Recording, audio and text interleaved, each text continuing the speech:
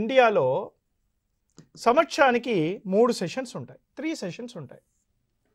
Generally in India we have 3 sessions in an year.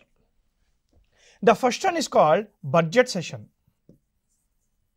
The second one is called monsoon session. The third one is called winter session. Budget session వచ్చేసి ఫిబ్రవరి మార్చ్లో ఉంటుంది. Monsoon session వచ్చేసి July ఆగస్ట్లో ఉంటుంది. మరియు winter session వచ్చేసి November డిసెంబర్లో ఉంటుంది. So we have 3 sessions in an year. 3 sessions ఉంటాయి సంవత్సరానికి. అయితే ఇది రాజ్యాంగం ప్రకారంగా కాదు. రాజ్యాంగంలో ఏం రాస్తుంది, ఒక్క సెషన్కి ఇంకో సెషన్కి maximum gap up to 6 months ఉండాలి అని రాస్తుంది. అంటే 6 నెలల కంటే ఎక్కువగా ఒక సెషన్కి ఇంకో సెషన్కి గ్యాప్ ఉండకూడదు అని రాసుంటుంది. అప్ టు 6 months ఉండాలి అని రాసుంటుంది.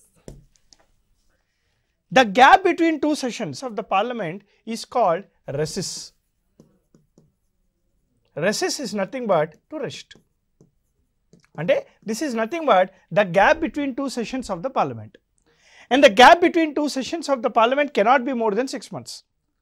6 నెలల కంటే ఎక్కువగా ఉంటే it is considered Lok Sabha is dissolved అని అర్థం అన్నమాట.